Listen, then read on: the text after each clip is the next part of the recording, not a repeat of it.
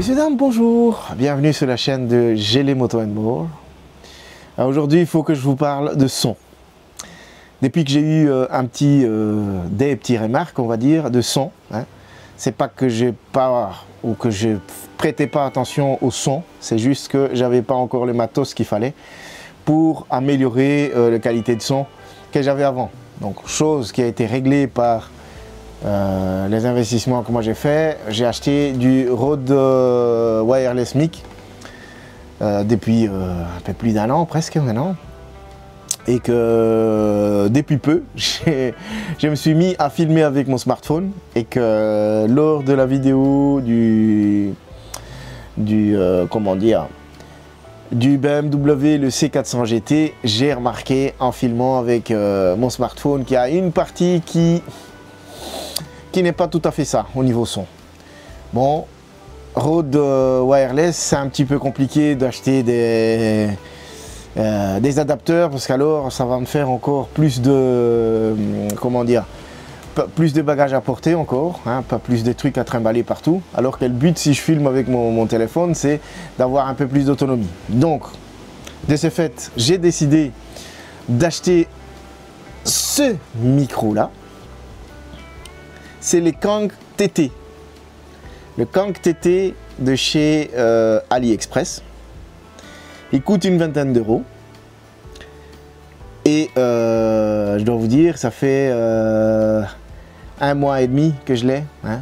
Passons tout de suite au déballage. Donc la boîte, le tour de la boîte, il n'y a rien à rajouter en plus.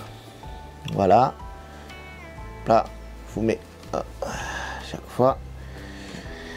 Donc ici derrière, c'est marqué Plug and Play, donc c'est un truc qu'on branche et ça part tout de suite. Une distance de 20 mètres, qui est déjà beaucoup mieux que mon Rode Wireless qui n'est que de 10 mètres. Précise audio, ce qu'on verra avec un petit test que j'ai fait. Il y a une bagnole qui est passée juste à côté et il isole assez bien la voix. Donc vous allez voir à où est-ce qu'il va se couper. C'est le noise cancelling, un truc dans ce genre là en anglais. Clear timbre, donc il isole la voix avec des timbres très clairs. Haute sensibilité et une large compatibilité, puisqu'il a deux modèles. Donc moi ici, vu que je filme avec iPhone, j'ai pris le modèle pour iPhone, mais vous avez également le modèle pour USB-C, pour tout ce qui est Android, ou voir les iPads même, parce que iPad Pro, ben, ils sont en USB-C.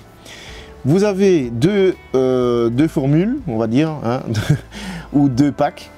Le premier pack, c'est juste l'émetteur-récepteur, donc un micro et un récepteur sur votre smartphone.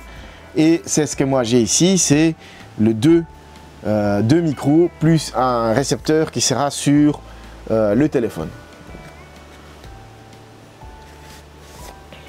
Voilà, en ouvrant, on a cette magnifique boîte, hein, en plastique.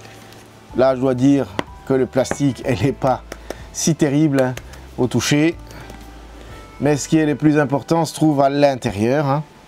Donc vous avez ici on va le mettre là, deux micros, des micros cravates, on va y revenir juste après, et le récepteur. Hein. Et vous avez cette boîte. Je vous mets ici le petit caractéristique de cette boîtier là. Le boîtier fait également recharge pour le micro et le récepteur. Non, surtout pour le micro, parce que le récepteur il n'a pas de batterie. Il se recharge par USB-C et vous avez un petit témoin ici, témoin d'indicateur de charge. Voilà. Donc, mode d'emploi.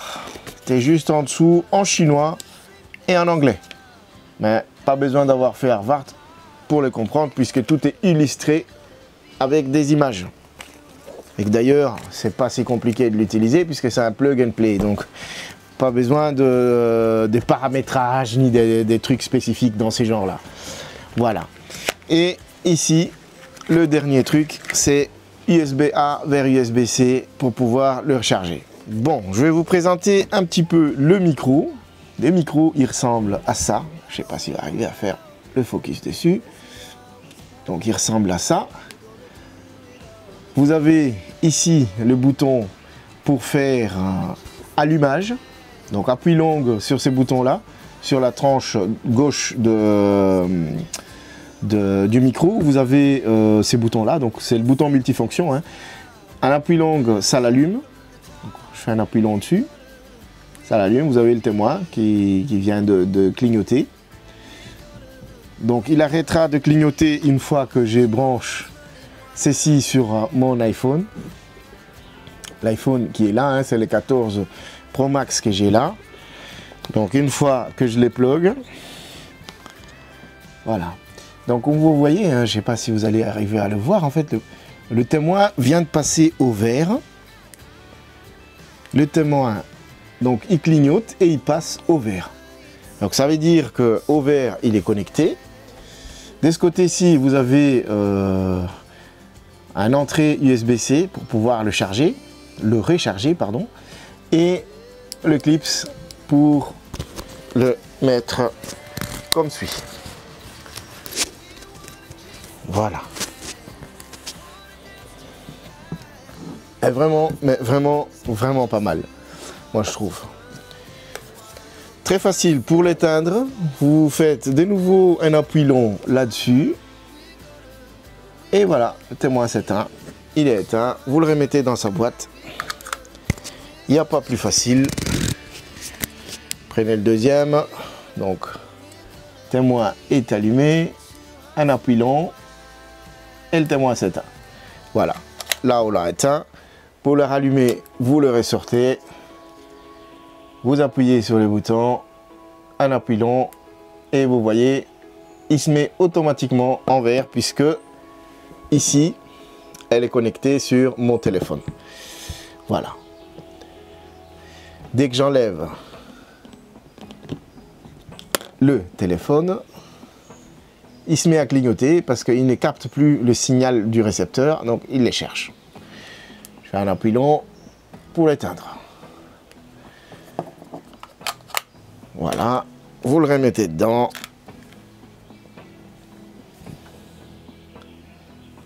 Et vous refermez. Et le tour est joué. Donc, passons au petit test. Donc un petit test de distance. Voilà, on va faire un test de distance pour voir un petit peu jusqu'où cette micro peut capter. Hein. Donc, je vais continuer à marcher un petit peu. J'arrive à peu près 15 mètres là. Donc vous allez voir à où est-ce qu'il va se couper. Hein, quand est-ce qu'il va se couper. En tout cas 15-20 mètres.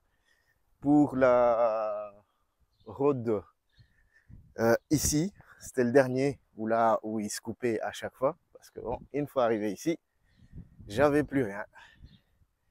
Et là, je vais voir ce que ça va donner alors sur ça. Mais bon, ça m'a l'air pas mal. Le son, en tout cas, m'a l'air bien. La connectivité également. Donc, voilà.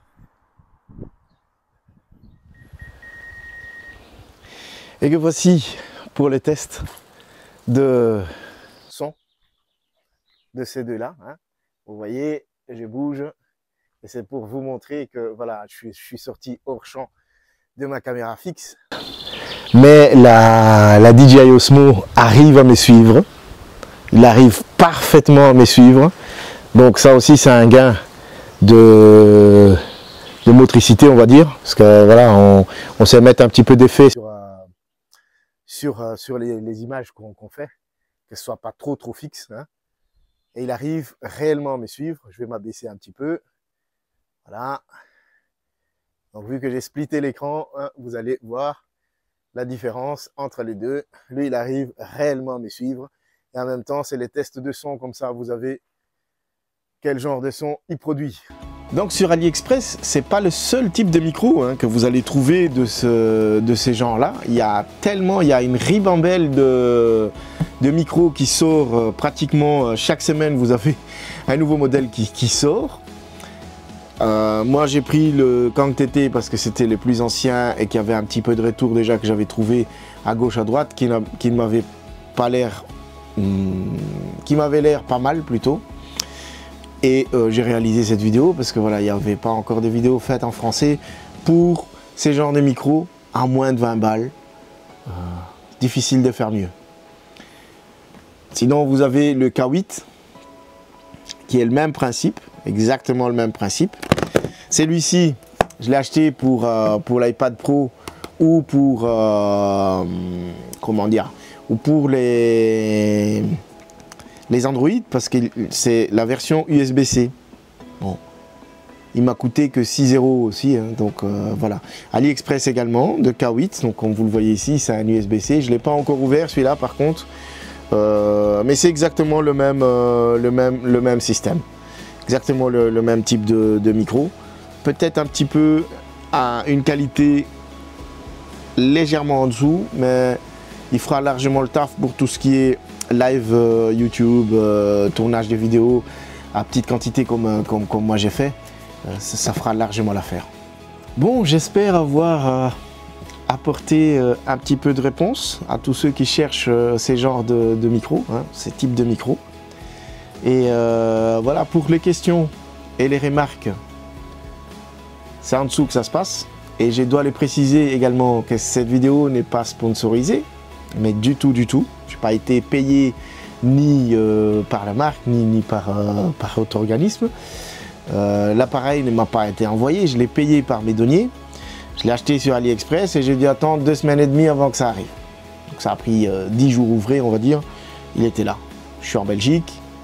De Chine en Belgique, moi, ça va quand même assez vite, 10 jours, moi je trouve. Et l'entente a valé le chandelle, parce que là, franchement, je suis bluffé par la qualité de ce petit micro.